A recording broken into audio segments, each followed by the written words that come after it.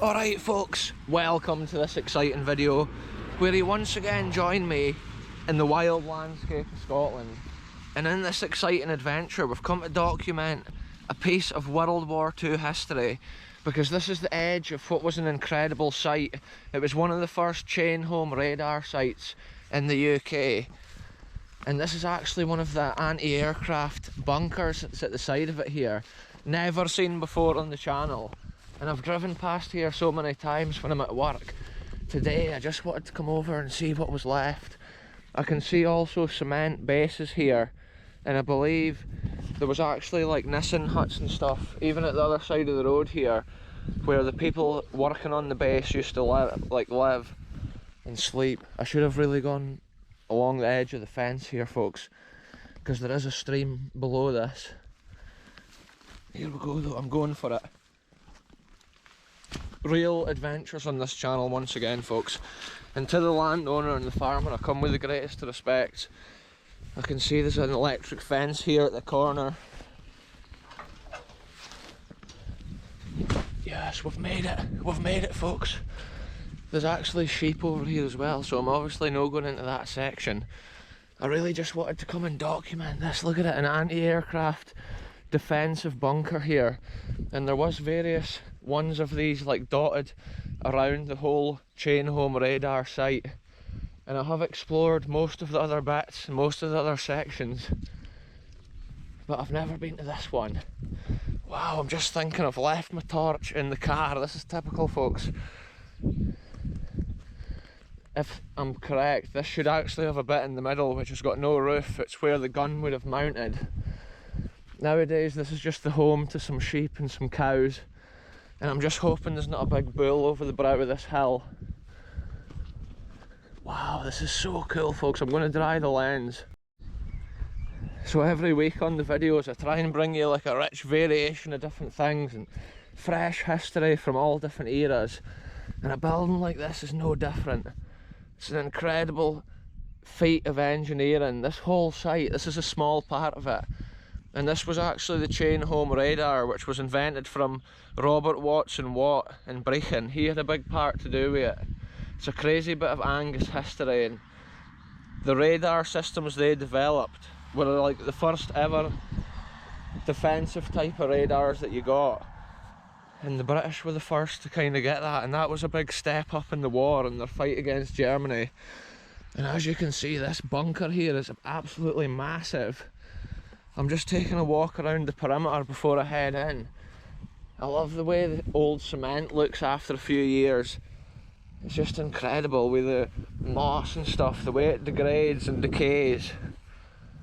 And look how many lookouts there is, facing all directions. So if ever they came under attack, or most likely if the Germans were flying over, a bunker like this was shooting at them, but also monitoring ground operations. A cool bit of this site here, which is actually up at the forest, there's a underground bunker which features secret World War II bunker on this channel folks. It features in a previous video. I went right down below the ground and it's like 3 stories down. I had to climb down debris and shrapnel. But often if I drove past there was like animals or sheep or cows even walking about here, and always like I never come into places if it's like that. I just like to document the history, kind of without upsetting any farmers. Look at that, the door into the centre right there folks. Wow, it's crazy to see a World War II anti-aircraft position, and I've only explored one other one of these at this site. So let's head in and have a look. Obviously there's different amounts of gun left in the middle of these things. Wow, it's totally huge in here folks. Just check it out, there's like this little chamber at the side. You can see the way these bunkers have been poured against the wooden boards. And then once the bunker was built they took all that away, and that's how you end up with all this wood grain marks almost. Wow, this is an incredible little bunker right here. Look at it there. This must be like ammo storage or whatever underneath. That's an interesting detail that I've never seen on these other bunkers. ammo storage in the centre.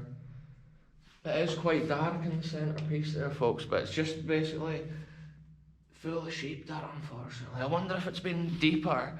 I think it's all filled in a fair bit. But then saying that, the lookouts seem to be at the right height. It's so soggy underfoot here, folks. Wow, there's the lookout towards the car.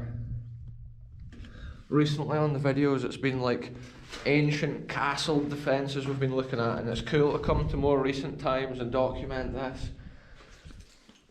The last time I was in one of these anti-aircraft bunkers, I never saw the centrepiece because it was in such poor condition. But when you're standing up there on the gun platform, all the ammo's right below your feet. These bunkers were obviously shaped so if bullets and stuff came in, the ricochet was minimised from the shape of the walls. And look at that, it's got like an asbestos layer on the roof. The way it's been poured, the cement, and then the roofing's been like that, similar to the bunkers which I saw at Lunan Bay, but they were made with red brick. Here's another interesting detail of the history, folks. Look at this. Underneath each window, it's got these circles which are cut out, 4 of them, so I'm thinking there must have been a table there, or a gun mount, maybe a gun rest. Each window they would move the gun round wherever they needed it. Yeah, I just love buildings like this, folks. Look how narrow the little opening is here. And the reason for that is, so if there was an explosion down in the middle there, they wanted the minimum blast to come through the hole. Yes, check this out. Oh, the other one we went to had a different centrepiece to this. The acoustics are incredible inside here. Wow, just look at the way they've built this right here. World War II steps right here, folks.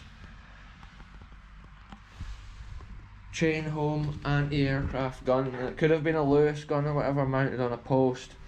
You can see how it's had the metal reinforcements there. It looks like it may have actually been changed up at a different time, folks. Look, there's marks there. Maybe as the war went on, a site like this was developed and changed. Maybe originally it had the same type of mount as we found in the other anti-aircraft position. It had like a round circle of bolts with like a cylinder in the middle, like what must have been a post. Whereas this one's had a massive wooden post set down into that metal kind of channel there. Wow, I love seeing stuff like this, folks. Right now, below our feet is where the ammo storage used to be.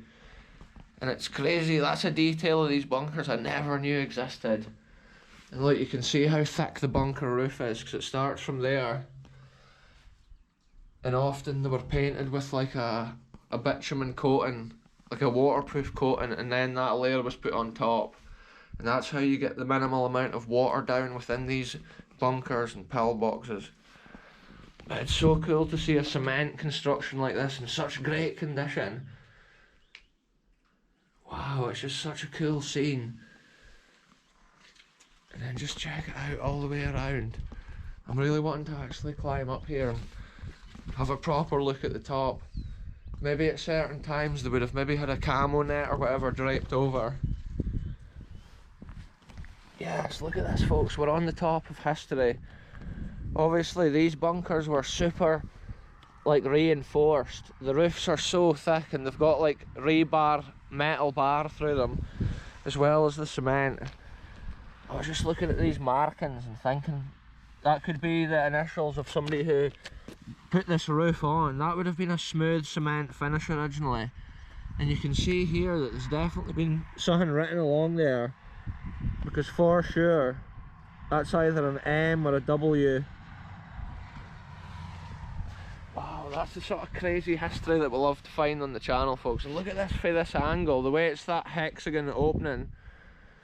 You can imagine the guns sticking out of there, ready to open fire and defend this land. And at the time these places were in operation, it was such a time of uncertainty. They didn't even know if they were going to win the war. They just had to do their best, building places like this, using the latest technologies of the era. And like you can't actually explore the heart of this place because it's actually a scout centre located in the middle of the forest, and I think most of the coolest World War II like buildings and things is within that private complex. But there was a lot of things we explored last summer, and the underground bunker, I intend on going back with a decent light and documenting it properly. But look at that, the way the stairs lead on in. I believe there would have been maybe a couple of stairs deeper at a certain time. Wow folks, that's a real angle of World War II history right there. And it's been mad this weekend because we've had this crazy like wet har. It's almost like this foggy wet weather, but it's quite humid. Look at this, the way they've shaped the cement and stuff. I just love to see it. The little door leading in, I just imagine the people who at one time were stationed here, they were manning this bunker with their life to defend this country. And it's so special to come and document stuff like this before it's gone forever, because even these small parts of the World War II history were a crucial part, and they tell a little story here of World War II in Scotland. And it's the Douglas Wood Chain Home radar site, folks. And probably this bunker is probably like a mile and a half from the main heart of the radar site, and there was other bunkers like this dotted around, like the whole place. But the one we explored previously with the metal centerpiece, it was right at the heart of the aerial, where the aerial base, I can't even speak folks, the aerial like bases had been. The other gun position was just right next to them. Yeah, look at that, it's just mad. I love adventures where I can document the history but also climb around and take it all in. And it's almost like they've put a ridge of cement here. This is actually an interesting architectural detail that we're noticing. I would never have seen this if I hadn't come up on the roof, and it's an original detail.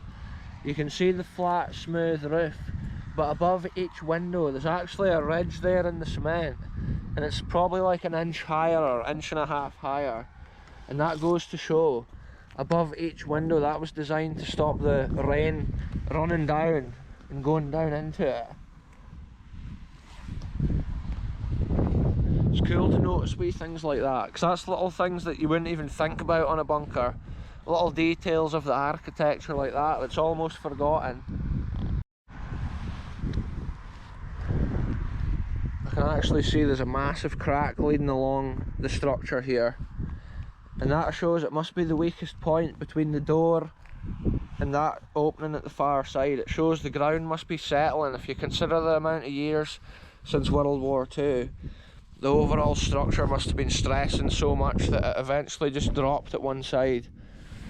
And you can see this pile of earth at the door side must have been dug out when they built a thing like this, folks. Anyway, let's head on down here, back into the World War II wonder. Yeah, it's so interesting. The reason the door was small, I said it already, it's so the blasts, if there was any in here, it wouldn't go flying in there and injure anybody within the structure. Yeah, the last one I went to as well, this was all destroyed, so I can't believe how it looks. It's special often when you come to a place like this just to sit for a minute and take it all in. That's sometimes when you notice the coolest details or the wee extra things that would almost go unseen. But I'm sure the last bunker we went to similar to this, it was actually like red brick or whatever. I'm not sure what these bags are in here, most likely a farmer or whatever's been in. Look at that, it makes the angle better when that bag is not in there. Wow folks, I love seeing that, and it's just like, I didn't even know I was going to be coming here. When I left my house, I didn't know where to go for an adventure, and then I remembered this place and just thought, oh, let's go for it. And it's so cool often just going for an adventure, infiltrating a perimeter to document the history.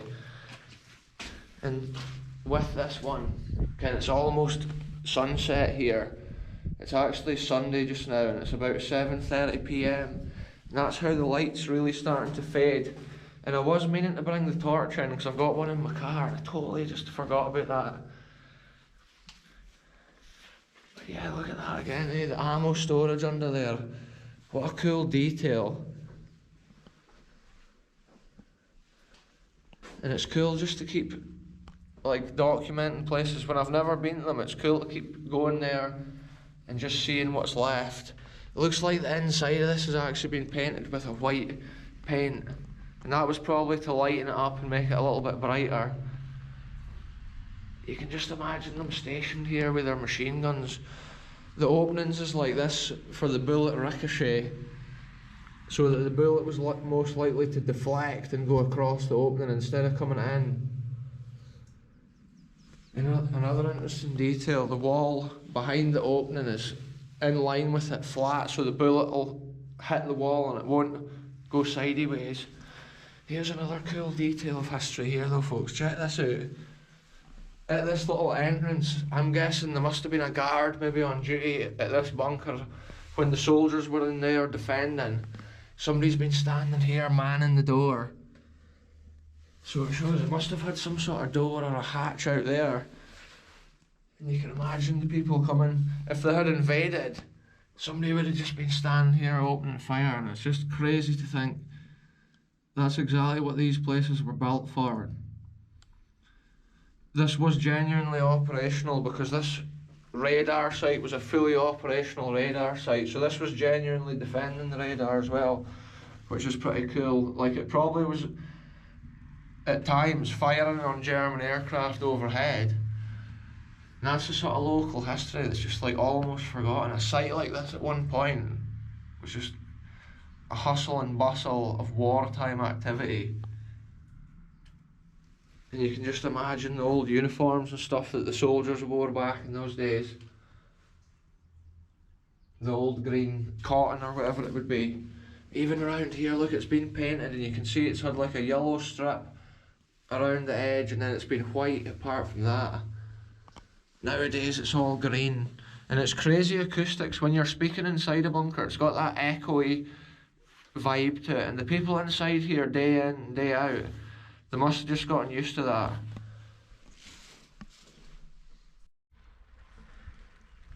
So there you go, folks. I was just getting a couple of photographs in this centrepiece, taking it all in once again, getting some photos, and I'll include them at the end of the video. I was just away to walk away and I thought, no, it'd be cool maybe to photograph that sort of stuff, because as the years pass, the wood rots and stuff like that just degrades and disappears. And videos like this often keep the wee nuggets of history alive. Right, folks, I just walked around and got some final photographs of this place, and I'm just blown away by it, and it was such a cool adventure to come here and document it. And look at this, the sun's almost coming out and shining. Another detail here of the architecture that I noticed, look, the wall continues on here past the door at that side,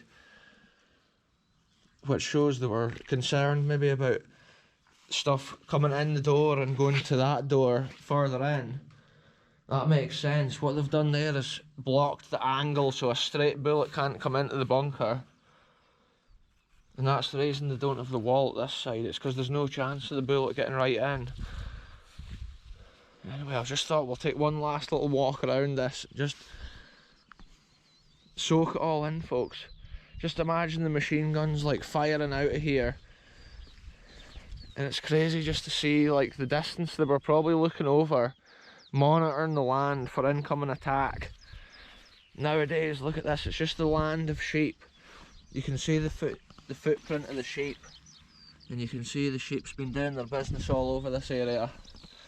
Probably on the cold nights, they're in there getting a shelter. So the bunker's still getting used.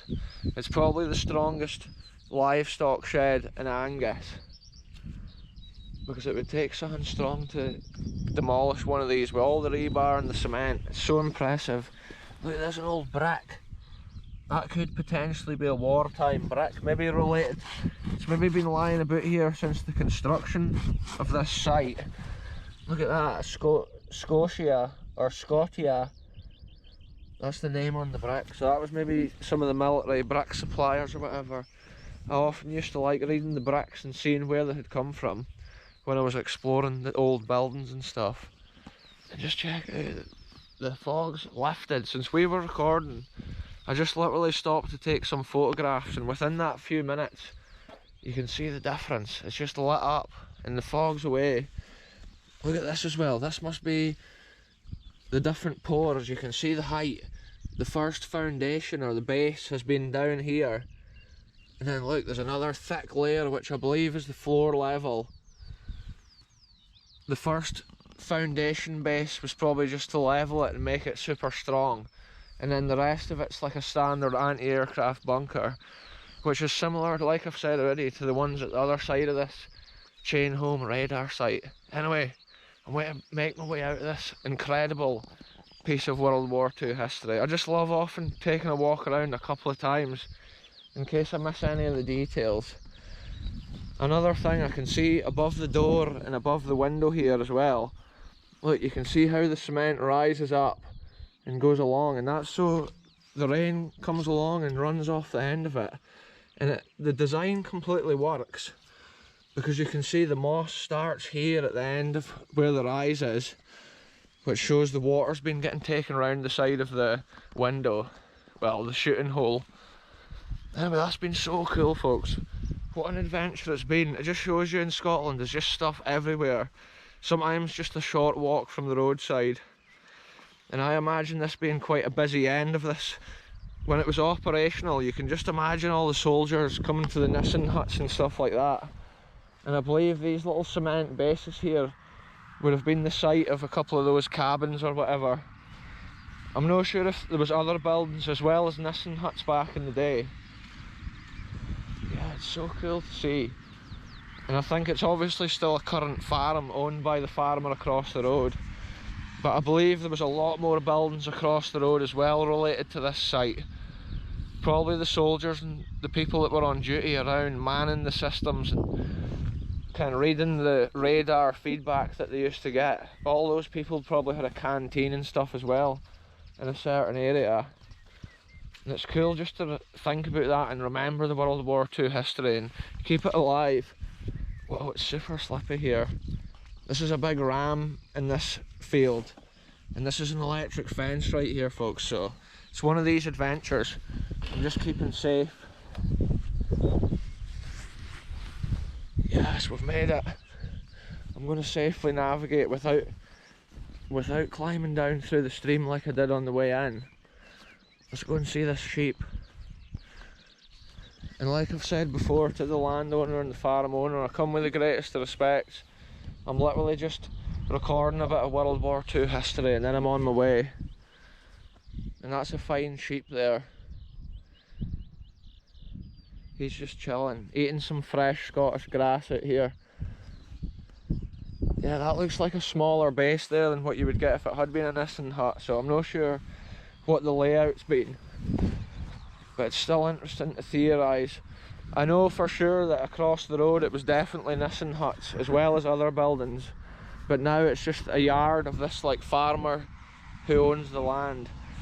After the war, all the original land, like all the land was given back to the original landowners, because at the start of the war the military obviously just took the area which was best suited to their needs. But an interesting thing, this chain home radar here actually picked up one of the first attacks from the German Air Force into Britain when they were on their way to try and destroy the 4th train bridge. They were actually picked up on radar here at this site and also at another chain home radar further south. And the Germans didn't even know what Britain was up to at that time. They had no idea that we could see them coming. And we were able to prepare the RAF. And that's how for a long time Germany actually thought Britain had a lot more planes than what we had, because they couldn't understand how we always had planes there when they came over. I'm just checking now for ticks and stuff on my trousers, because it's the time of year you get a lot of ticks in Scotland. Anyway, that's me back at my car, folks. I'm at the busy main road. I'm going to end this one here. Thanks very much for watching, and I'll be back very soon with the next adventure when I go to document another bit of history somewhere else.